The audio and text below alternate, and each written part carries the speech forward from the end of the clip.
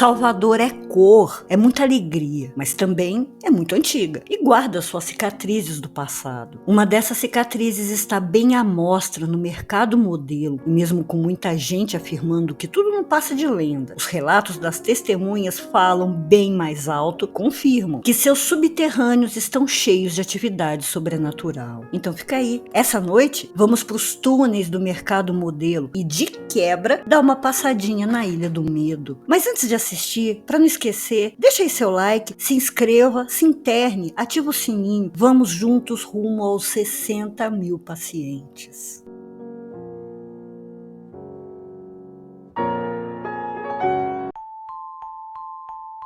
Boa noite, eu sou a doutora Plague, abrindo as portas do sanatório. Sejam muito bem-vindos ao subsolo do mercado modelo. Mas antes disso, eu não tô resistindo, eu não aguento não. Tem mais um lugar na Bahia que eu preciso mostrar para vocês. Então antes, vamos dar uma passadinha na Ilha do Medo.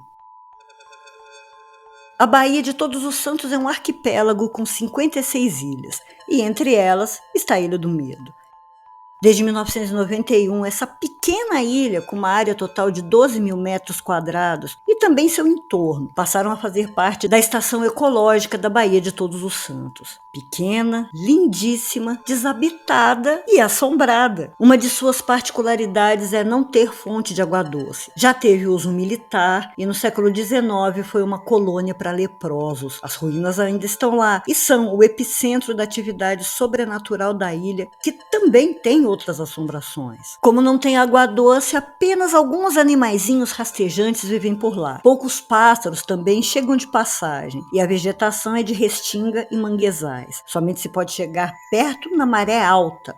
Parece que humanos realmente não são bem-vindos lá. E o nome Ilha do Medo não é por acaso. Ao longo do tempo, as histórias foram se acumulando e os relatos também. Mesmo com a fama de ser assombrada e com a dificuldade para se chegar lá, a Ilha do Medo é visitada por alguns que querem conhecer seus mistérios. Gente como a gente do sanatório. E são esses visitantes as principais testemunhas de aparições de vultos nas ruínas, de sombras escuras se esgueirando. Há também vozes sussurrantes, choro e gritos. Alguns contaram ver olhos vermelhos na vegetação, mas sabem que não há animais daquele tamanho vivendo na ilha. E é aí que o medo vem, porque dizem que os escravizados fugitivos que se escondiam na ilha faziam seus rituais, onde evocavam entidades para assustar e manter longe os jesuítas. Pelo que parece, essas entidades não deixaram o lugar. Já os espíritos das ruínas estão em agonia e mostram isso com seus gemidos assustadores, aparecendo para os visitantes com membros faltando, com feridas horríveis e deformações resultantes da doença que os matou. Naquelas ruínas ficaram os doentes terminais de lepra e de cólera, que eram simplesmente deixados lá para morrer e para não contaminar ninguém. E esses espíritos não vão muito além das ruínas, no máximo perambulam em volta delas. Parece que não querem se misturar com as entidades. Mas tem também o fantasma de um padre da comarca de Taparica. Ele está preso à Ilha do Medo. Está tentando se redimir por um erro do passado e é o terror dos pescadores. O que se conta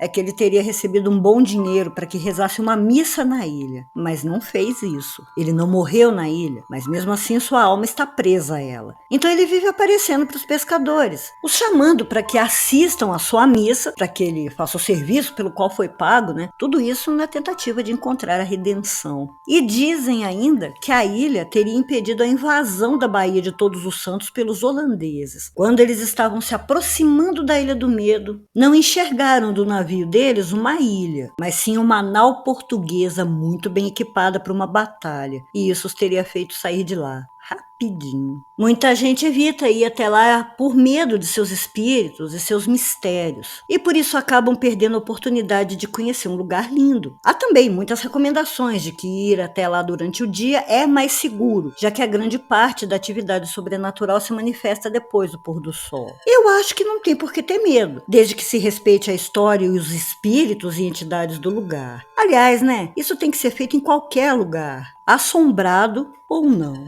Mas então tá, vocês pediram demais uma visitinha ao mercado modelo de Salvador, e é para onde a gente vai agora. Mas antes, deixa aí o seu like generoso, vamos lá para os 60 mil pacientes. Comenta bastante e deixa a sua batata.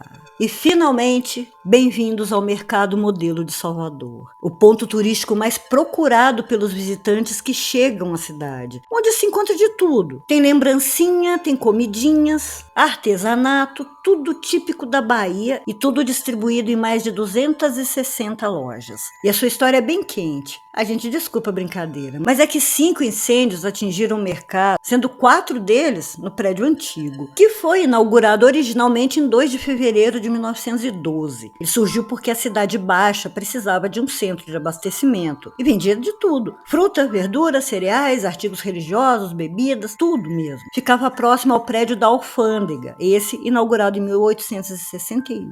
Já em 1917 aconteceu o primeiro incêndio, mas não foi de grandes proporções e, pelo que se encontra por aí para pesquisar, não fez grandes estragos. Em 7 de janeiro de 1922, a coisa já foi um pouco mais séria. O fogo começou de madrugada e pegou uma grande parte do lugar. Foram mais de 1.000 contos de réis em prejuízos e acredita-se ter sido um incêndio criminoso. Novamente foi reformado e mudou de cor, de amarelo e vermelho para o verde. Ganhou até o apelidinho de Tartaruga Verde. Por mais algum tempo, as atividades no mercado seguiram na normalidade, até o ano de 1943. Outro incêndio. A destruição foi de uma parte das instalações e aí uma reforma simples, uma pintura deram um jeito em tudo. Mas, de novo, não foram descobertas as causas do fogo. Em 1969, o prédio sofreu com o pior dos incêndios.